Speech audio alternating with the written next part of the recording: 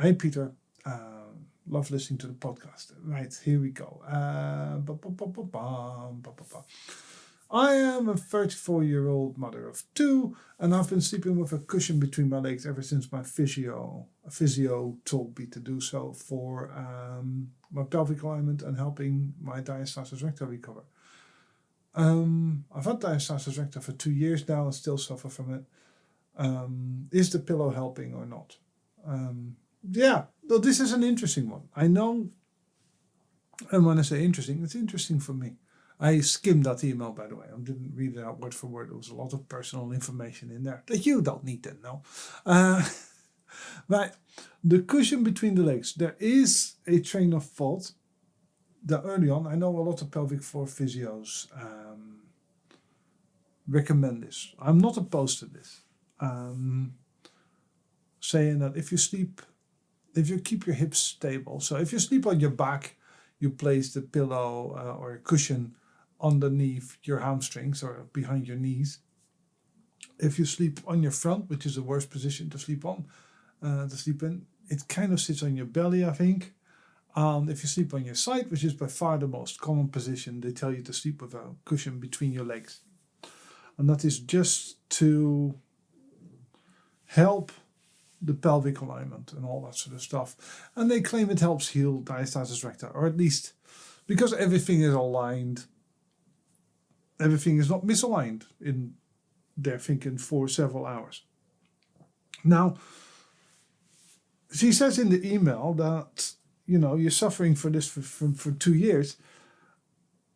And that is because fundamentally, and I don't know whether you did your exercises or not, because no one says that, because it's not stated in the email. But fundamentally, you still need to do your exercises. Exercise heals diastasis recti. Things like the pillows or the cushions, whatever you put between your legs,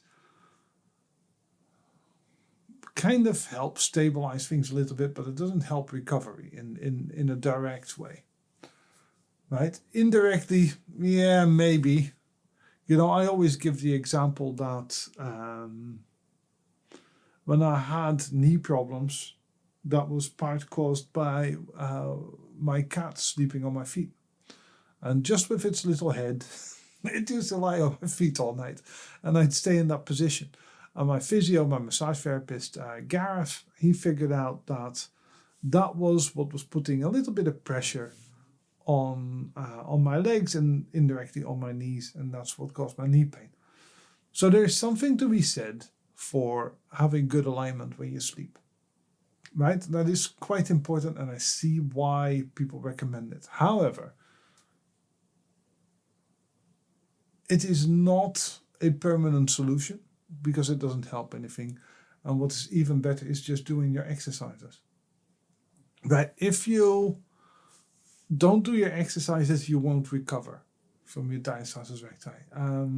I personally don't recommend the pillow or the cushion between the legs unless my clients have pelvic floor issues that they tell me about. And I discuss most of these things with my clients, right? I'm not a massive fan of things that's uncomfortable. But, if it works for you, it works for you. Right? I'm not going to knock it. There's nothing inherently wrong with it. It's just not a solution.